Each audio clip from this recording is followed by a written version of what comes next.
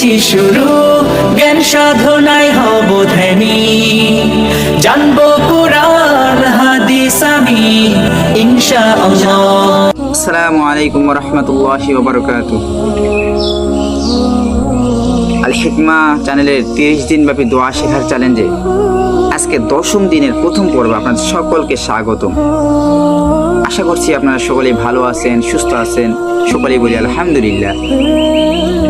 প্রিয় দর্শকবৃন্দ, দেখতে দেখতে 9টা দিন চলে গেল, আজকে 10ম দিনের প্রথম পর্ব।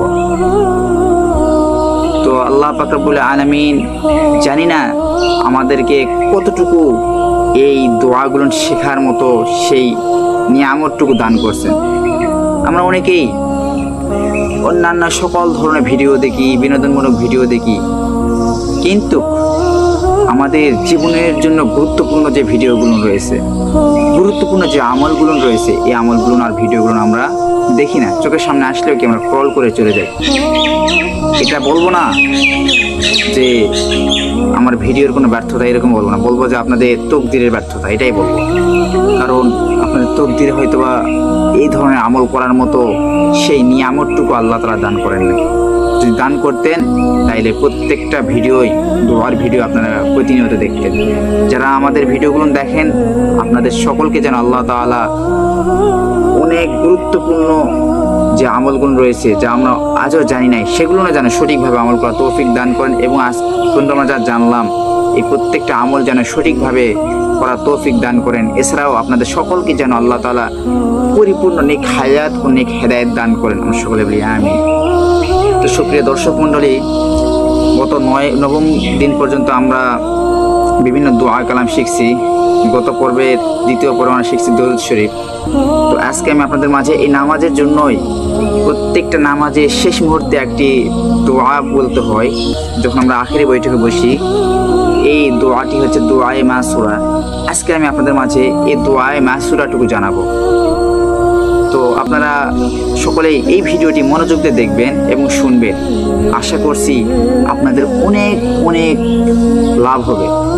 কারণ আমরা অনেকেই নামাজ পড়ি, এরপর আমাদের জীবনে বরকত আসে না। নামাজ পড়ি, এরপর আমাদের জীবনে কি রহমত আসে না, নিয়ামত আসে না। এর একটাই কারণ, আমরা নামাজ পড়ি কিন্তু নামাজটুকু সঠিকভাবে পড়তে পারি না। অনেকেই দোয়ায়ে মাসুরা এটি সঠিকভাবে জানি না, অথচ নামাজ পড়ি। তাই আজকের ভিডিওটি বুঝতেই পারতেছেন অনেক গুরুত্বপূর্ণ একটা ভিডিও। আজকে আমি আপনাদের মাঝে জানাবো দোয়ায়ে মাসুরা। আপনারা সকলেই একটু মনোযোগ দিয়ে শুনবেন। দোয়ায়ে মাসুরা। আল্লাহুম্মা ইন্নী যালামতু নাফসি যুলমান কাসীরা ওয়া লা ইয়াগফিরুয যুনুবা ইল্লা আনতা ফাগফিরলি মাগফিরাতাম মিন ইনদিকা ওয়ারহামনি ইন্নাকা আনতাল গফুরুর রহিম। প্রিয় দর্শক, আমরা জানলাম দোয়ায়ে মাসুরার আরবি। এখন আমি আপনাদেরকে জানাবো এই দোয়ায়ে মাসুরা যেটা আমরা বললাম এবং শুনলাম, তার বাংলা কি অর্থ। দোয়ায়ে মাসুরার বাংলা অর্থ হচ্ছে, হে আল্লাহ, আমি আমার উপর অনেক জুলুম করেছি, আর আপনি ছাড়া আমার গুনাহ মাফ করার মতো কেউ নেই। অতএব আপনি আমার প্রতি রহম করুন এবং আমাকে ক্ষমা করে দিন।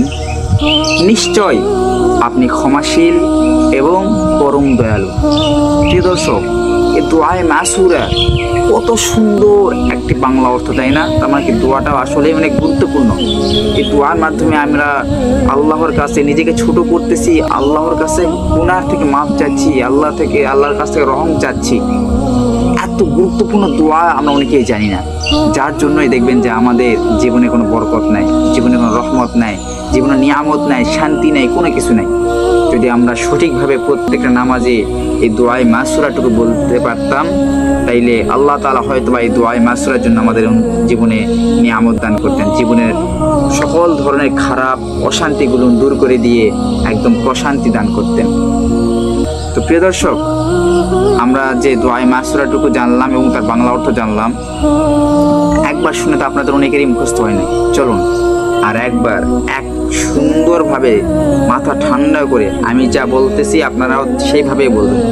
মনোযোগ দিয়ে বলুন, আল্লাহুম্মা ইন্নী যালামতু নাফসি জুলমান কাসীরাও ওয়ালা ইয়াগফিরুজ যুনুবা ইল্লা আনতা ফাগফিরলি মাগফিরাতাম মিন ইনদিকা ওয়ারহামনি ইন্নাকা আনতাল গফুরুর রহিম।